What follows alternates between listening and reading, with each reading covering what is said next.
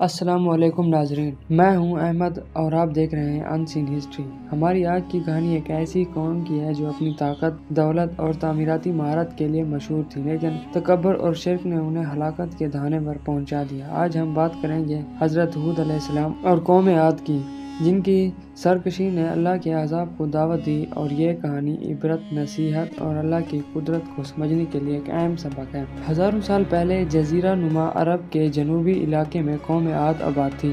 یہ قوم یمن کے احقاف کے علاقے میں رہتی تھی، جو موجودہ عمان اور یمن کے درمیان واقع تھا۔ قوم عاد نے بلند و بالا محلات اور قلعے تعمیر کیے، جنہیں اہرام ذات العماد کہا جاتا ہے۔ یہ ایک امیر اور طاقتور قوم تھی۔ لوگ زراعت اور مویشی پالنے میں مہارت رکھتے تھے، اور ان کے پاس ہر قسم کی دنیاوی آسائشیں تھیں۔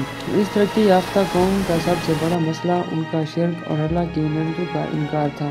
انہوں نے خود ساختہ بت بنا رکھے تھے، جنہیں وہ اپنا معیوب سمجھتے تھے۔ اللہ تعالیٰ نے حضرت ہود علیہ السلام کو قوم عاد کی ہدایت کے لیے بھیجا۔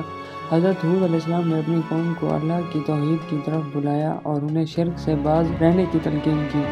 آپ نے فرمایا، اے میری قوم، اللہ کی عبادت کرو، اس کے سوا تمہارا کوئی معبود نہیں۔ کیا تم ڈرتے نہیں؟ قوم عاد نے آپ کی دعوت کو جھٹلایا اور کہا، اے ہود، کیا تم چاہتے ہو کہ ہم اپنے معبودوں کو چھوڑ دیں؟ تم ہمیں ایک دیوانہ لگتے ہو۔ وہ اپنی طاقت اور دولت پر گھمنڈ کرتے تھے اور کہتے تھے کہ ہم سے زیادہ طاقتور کوئی نہیں۔ وہ حضرت ہود علیہ السلام کو طعنہ دیتے اور کہتے، اگر تم سچے ہو تو وہ عذاب لے آؤ جسے تم ہمیں ڈراتے ہو۔ قوم عاد نہ صرف اپنی تعمیرات اور طاقت پر ناز کرتی تھی، بلکہ یہ ایک جنگجو قوم بھی تھی۔ قوم کے مختلف قبائل اکثر آپس میں جنگ و جدل کرتے رہتے تھے۔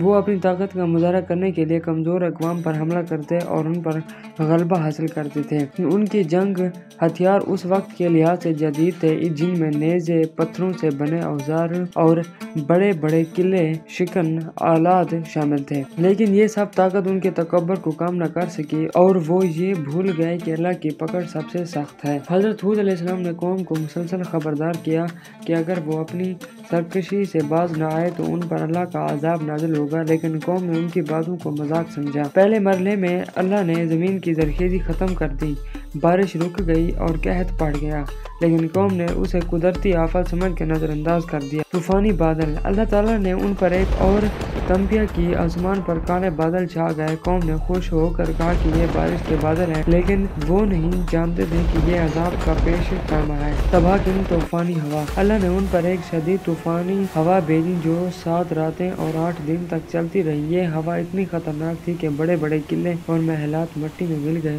اور طاقتور لوگ کٹی ہوئی کھجوروں کے تنوں کی طرح زمین پر گر گئے۔ حضرت ہود علیہ السلام اور ان کے چند مومن ساتھی اس عذاب سے محفوظ رہے۔ اللہ نے انہیں حکم دیا کہ وہ اس علاقے کو چھوڑ دیں۔ وہ ایک محفوظ جگہ کی طرف ہجرت کر گئے اور اپنی زندگی کا دوبارہ آغاز کیا۔ طاقت اور غرور کا انجام، قوم عاد کی مثال اس بات کا ثبوت ہے کہ کوئی بھی طاقت اللہ کی مرضی کے سامنے کچھ حیثیت نہیں رکھتی، اور شرک اور اللہ کے احکامات کی نافرمانی کسی قوم کو اللہ کے عذاب سے نہیں بچا سکتی۔ صبر اور حق کی دعوت، حضرت ہود علیہ السلام کی زندگی ہمیں سکھاتی ہے کہ صبر کے ساتھ حق کی دعوت دینا ہر نبی کی سنت ہے۔ یہ کہانی ہمیں سکھاتی ہے کہ اللہ کی نعمتوں کا شکر ادا کریں، اس کی عبادت کریں۔ قوم عاد کی طاقت، دولت اور شان و شوکت انہیں اللہ کے عذاب سے نہ بچا سکی۔ حضرت ہود علیہ السلام کا صبر اور ایمان ہمیں زندگی کا ہر موڑ پر اللہ پر بھروسہ کرنے کی تعلیم دیتا ہے۔ میں ہوں احمد، اور یہ تھا ان سین ہسٹری کا ایک اور قیمتی باب۔ اگر آپ کو یہ ویڈیو پسند آئی تو اسے لائک کریں، کمنٹس میں اپنی رائے دیں اور ہمارے چینل کو سبسکرائب کریں۔ اگلی قسط میں ہم بات کریں گے حضرت صالح علیہ السلام اور قوم سمود کے بارے میں۔ جزاک اللہ۔